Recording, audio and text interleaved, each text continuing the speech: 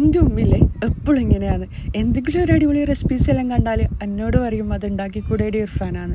എന്നാലില്ലേ ഞാൻ മടിയെല്ലാം പിടിച്ചിട്ട് പറയും നാളെ ഉണ്ടാക്കാം മറ്റന്നാൾ ഉണ്ടാക്കാമെന്നെല്ലാം. എന്നാലില്ലേ ഇന്നെന്തായാലും ഉമ്മ പറഞ്ഞ അത് ഉണ്ടാക്കലാണ്. 3 ക്യാരറ്റ് 1 കപ്പ് പാലും കൂടി മിക്സിയുടെ ജാറിൽ അരച്ചെടുക്കുക. എന്നിട്ട് പാനിൽ 2 ടേബിൾ സ്പൂൺ ഗീയും ക്യാരറ്റിൻ്റെ മിക്സും കുറച്ച് ഏലക്കാപ്പൊടിയും ഇട്ട് കൊടുക്കുക. കുറുകി വരുന്ന സമയത്ത് ഇതിലേക്ക് 1 കപ്പ് റവയും 1 കപ്പ് പഞ്ചസാരയും കൂടി ഇട്ടിട്ട് നല്ലോണം വറ്റിച്ചെടുക്കുക. ഒരു പരുവത്തിലായി കഴിഞ്ഞാൽ തീ ഓഫ് ചെയ്യുക. ചൂടോടെ തന്നെ ബോൾസ് ആക്കി എടുക്കുക. മൊത്തത്തിൽ ബോൾസ് ആക്കി എടുത്തു കഴിഞ്ഞാലില്ലേ പാല് ചൂടാക്കണം. 3 കപ്പ് പാല്, മധുരത്തിന് ആവശ്യത്തിന് milk made, 1 table spoon cornflour കുറച്ച് വെള്ളത്തിൽ മിക്സ് ആക്കിയതും പിന്നെ കുറച്ച് ഏലക്കപ്പൊടി ഇട്ട് കൊടുക്കുക. തിളച്ച് ഒന്ന് കുറുകി വരുന്ന ടൈമിൽ നമ്മൾ റെഡിയാക്കി വെച്ച ബോൾസും കൂടി ഇതിലേക്ക് ഇട്ട് കൊടുക്കുക.